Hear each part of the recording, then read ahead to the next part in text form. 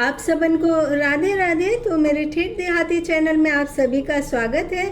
और आज मैं संडे टाइम में ओल्ड इज गोल्ड वाली एकदम झक्कास कॉमेडी लेकर के आई हूँ। और जब भी मैं यूट्यूब चैनल पर ऑन या एफ कैमरा वीडियो बनाती हूँ ना, तो क्या आप लोगों को नहीं लगता कि मोनी बाबा की तरह आप लोग चुपचाप से एकदम मेरा ऑडियो सुन रहे हैं, ना कुछ सवाल ना जवाब।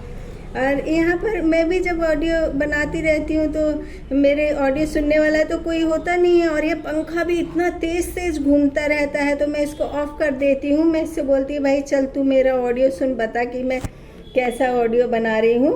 और ये जो मेरी गुगली है ना, मोबाइल पर वीडियो शूट करते करते ये भी सो जाती है।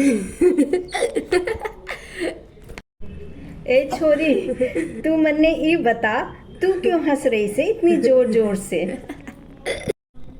तो गाइज, हम मुंशी प्रेमचंद जी के उपन्यास याद रखते हैं, महादेवी वर्मा की कहानी याद रखते हैं, लेकिन टीवी पर कॉमेडी करने वाले या बहुत सारे ऐसे रेडियो पर सिंगिंग करने वाले कुछ प्लेबैक सिंगर हैं जिनका ना तो हमको नाम याद है, और जिन्होंने कितनी देशभक्ति के गीत लिखे हैं, गाए हैं और भक्ति से ओतप्रोत भजन गाए हैं। ऐसे ही हमारे दूरदर्शन के ज़माने के हैं जसपाल भट्टी जी, जिन्होंने कॉमेडी को एक नया आयाम दिया और बिल्कुल आम बोलचाल, आम जिंदगी में होने वाले, आस पड़ोस में घटित होने वाली घटनाओं को हंसी के छोटे छोटे मोती में पिरोकर कॉमेडी की पूरी माला तैयार कर देते थे।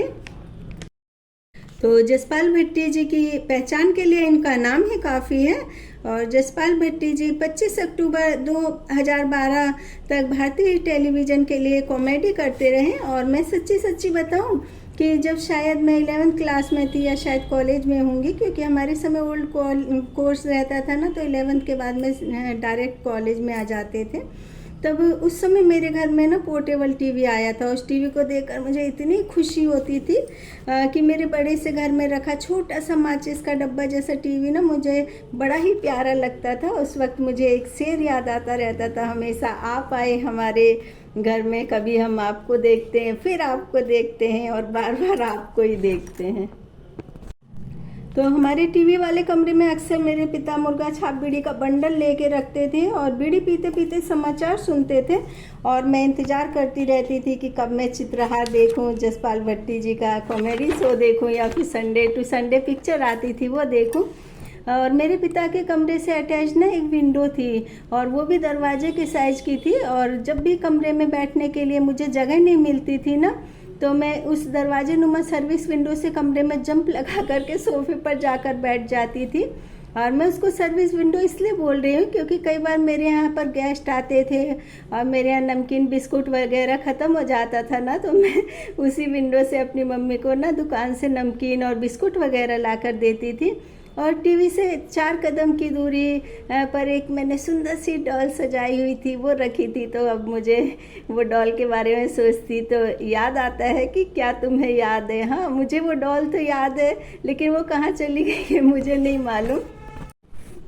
तो जसपाल भट्टी जी व्यंग्यात्मक कॉमेडियन के रूप में पहचाने जाते थे। उन्होंने कॉमेडी एपिसोड में उल्टा पुल्टा, फुल और टेंशन और मिनी कैप्सूल जैसे कई एपिसोड बनाए थे, और कलाकार का भी रोल खुद प्ले किया। उनका सबसे ज़्यादा फेमस कॉमेडी शो उल्टा पुल्टा था, क्योंकि इस शो में लास्ट में सब कुछ उल्टा पुल्टा हो जाता था। और शो के लास्ट में 32 से निकाले इमोजी का शो एंड करते थे, तो बची कुची हंसी की भी फरमाइश पूरी कर देते थे। और शो में इनकी पत्नी और पत्नी के भाई, यहाँ तक कि इनकी पत्नी की सिस्टर भी इनके कॉमेडी शो में होती थी। और शायद कम ही कॉमेडी शो ऐसे होते होंगे कि जिसमें पूरे परिवार मिलकर के कॉमेडी शो बनाते हैं, वरना तो पति पत्नी साथ बैठ जाए तो आला उदल वाली कुश्ती शुरू हो जाती है। वैसे मेरे घर भी ऐसे ही होता है।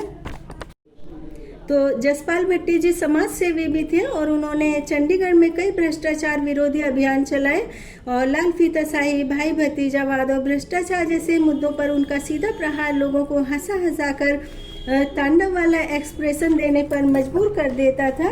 और जसपाल भट्टी जी का जन्म 3 मार्च 1955 में अमृतसर पंजाब में हुआ था, और इनका विवाह 1985 में सविता भट्टी जी से हुआ था। और जसपाल भट्टी ने चंडीगढ़ में पंजाब इंजीनियरिंग कॉलेज पीईसी से इलेक्ट्रिकल इंजीनियरिंग में ग्रेजुएशन किया था और 1990 के दशक की शुरुआत में उनका कम बजट वाला उनके कम बजट वाले फ्लॉप शो को बहुत ज़्यादा प्रसिद्धि मिली थी और उनकी पत्नी सविता भट्टी जी ने इस शो का निर्माण किया था और जसपाल भट्टी जी ने फिल्म माहौल ठीक है में 1999 में पंजाब पुलिस पर उनका व्यंग उनकी मूल पंजाबी भाषा में एक पूरी फीचर फिल्म के लिए उनका पहला निर्देशन था और जसपाल भट्टी ने कादर खान के साथ अब लौट चले नामक मूवी में अभिनय किया था और 2008 में जसपाल भट्टी ने अपनी पत्नी सविता भट्टी के साथ टीवी का लोकप्रिय शो नच बलिए में भाग लिया था और नच बलिए में नृत्य का प्रदर्शन भी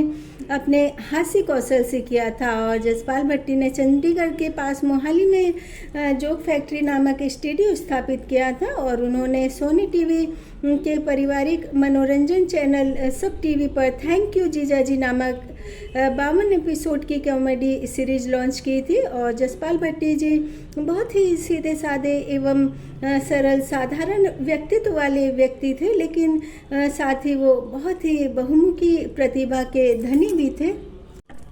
तो जसपाल भट्टी जी की मृत्यु 25 अक्टूबर 2012 को जालंधर जिले के साहेकोट के पास कार दुर्घटना में हुई थी और उनकी याद में उनकी पत्नी सविता भट्टी ने हास्य महोत्सव का आयोजन किया जो कि प्रतिवर्ष चंडीगढ़ में जसपाल भट्टी की पुण्यतिथि पर होता है।